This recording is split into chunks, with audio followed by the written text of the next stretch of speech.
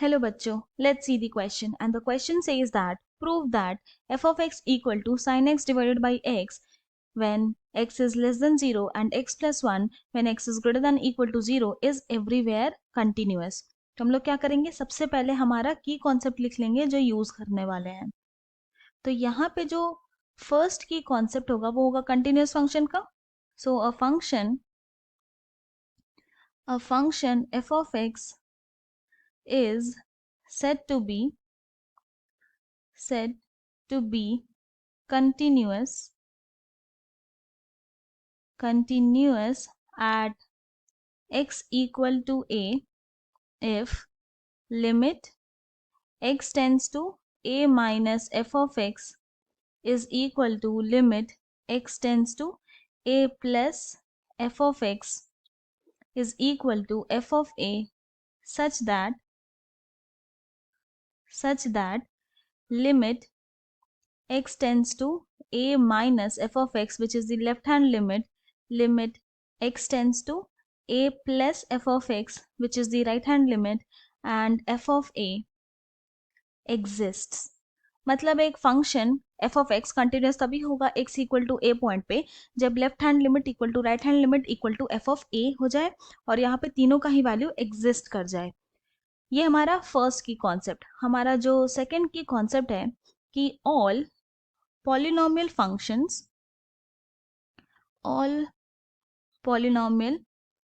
functions and sin x is everywhere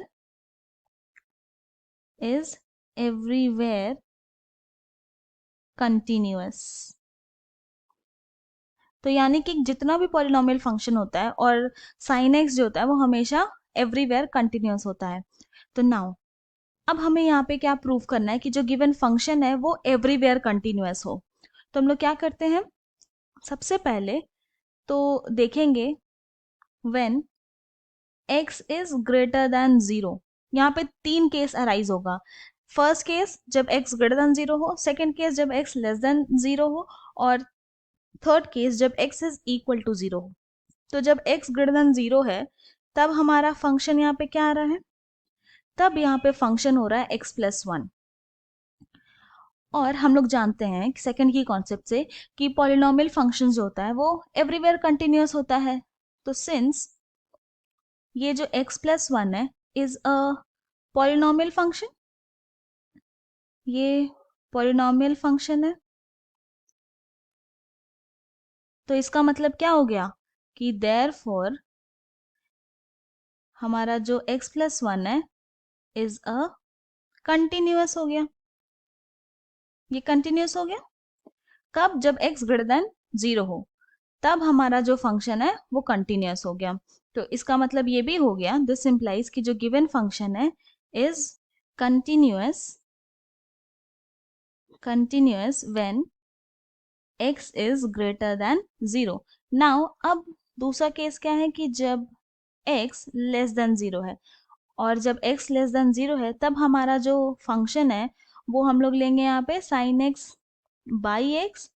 now हम लोग ये जानते हैं कि पॉलिनोमियल फंक्शन एंड जो हमारा sin x है वो हमेशा कंटिन्यूस होता है सेकेंड की कॉन्सेप्ट से.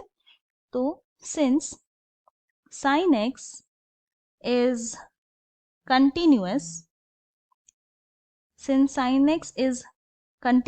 and x is polynomial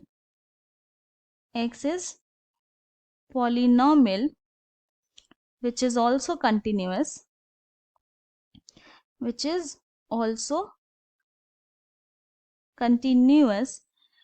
तो अगर sin x भी कंटिन्यूस है और x भी कंटिन्यूस है तो अगर इनको डिवाइड कर दे तो वो भी तो कंटिन्यूस होगा. तो therefore sin x divided by x is also continuous. तो यानी कि हम लोग ये बोल सकते हैं कि दिस इम्प्लाइज जो गिवन फंक्शन हमारा f of x है is continuous when x is, क्या था यहाँ पे, क्या लिए थे, x इज लेस देन 0. तो अब ये पता चल गया कि जब x ग्रेटर देन 0 है तब फंक्शन कंटिन्यूस होगा, जब x लेस देन 0 है तब भी फंक्शन कंटिन्यूस होगा। अब हम लोग चेक करेंगे when x is equal to 0 पे क्या होगा।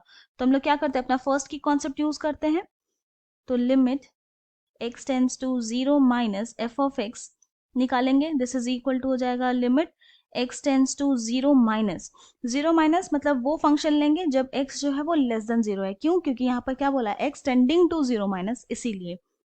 तो फंक्शन हो जाएगा हमारा sine x divided by x।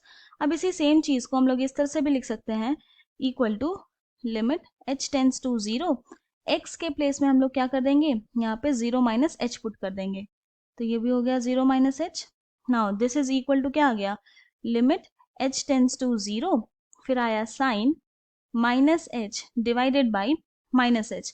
और हम लोग जानते हैं कि since sine minus theta is equal to होता है माइनस साइन थीटा, तो इस प्रॉपर्टी का यूज करके हमारा जो लेफ्ट हैंड लिमिट है, limit x tends to 0 minus f of x, वो इक्वल टू हो जाएगा क्या, limit h tends to 0 minus sine h divided by minus h, minus minus cancel. Now हम लोग ये भी जानते हैं कि since limit x tends to 0 sine x by x is equal to होता है 1, ये प्रॉपर्टी है लिमिट का। तो हमारा जो लेफ्ट हैंड लिमिट आ गया वो क्या हो गया, वो 1 हो गया। अब हम लोग फाइंड आउट करेंगे right hand limit, limit x tends to 0 plus f of x। Now this is equal to limit x tends to 0 plus, तो कौन सा फंक्शन लेंगे, वो फंक्शन जब x जो होगा वो ग्रेटर देन 0 हो। तो यहाँ पे देख रहे हैं x प्लस 1 ही बोला फंक्शन है, यहाँ लिखेंगे x प्लस 1 ना। अब इसी सेम चीज को हम लोग लिख सकते हैं, लिमिट h टेंड्स टू 0 और x के प्लेस में 0 प्लस h पुट कर देंगे एंड देन प्लस 1। अब लिमिटिंग वैल्यू पुट करेंगे h का, तो क्या है 0, 0 प्लस 0 0 हो गया और 0 प्लस 1 1 आ गया। नाउ नेक्स्ट फाइंड आउट करेंगे function at x equal to 0। तो जब x इक्वल टू 0 है तो कौन सा फंक्शन लेंगे, तब हम लोग x प्लस 1 ही लेंगे। बस यहाँ पे क्या करेंगे, x के प्लेस में 0 पुट कर देंगे, तो ये 0 0 प्लस 1 हो गया विच इज इक्वल टू 0। तो यानी कि यहाँ पे हम लोग देख रहे हैं कि हमारा जो लेफ्ट हैंड लिमिट था, limit x tends to 0 minus f of x, वो इक्वल टू हो गया राइट हैंड लिमिट के, limit x tends to 0 plus f of x, और दिस इज इक्वल टू ये भी आ गया f ऑफ 0 के विच इज इक्वल टू 1। 1 जो है वो एग्जिस्ट भी करता है और यहाँ पे तीनों का ही वैल्यू इक्वल हो गया। तो हमारा जो फर्स्ट की कॉन्सेप्ट है वो सेटिस्फाई कर गया। तो हम लोग ये बोल सकते हैं कि therefore the function is continuous at x equal to 0। तो मतलब हम लोग ये प्रूव कर दिए कि जब x ग्रेटर देन 0 था तब भी हमारा फंक्शन कंटिन्यूअस आया, जब x लेस देन 0 आया तब भी हमारा फंक्शन कंटिन्यूअस हुआ, और जब इक्वल टू 0 आया तब भी फंक्शन कंटिन्यूअस हुआ। तो therefore the given function f of x is everywhere continuous। और यही हमें क्या करना था, प्रूफ करना था। तो this is proved. I hope you have understood it well. Thank you and best of luck.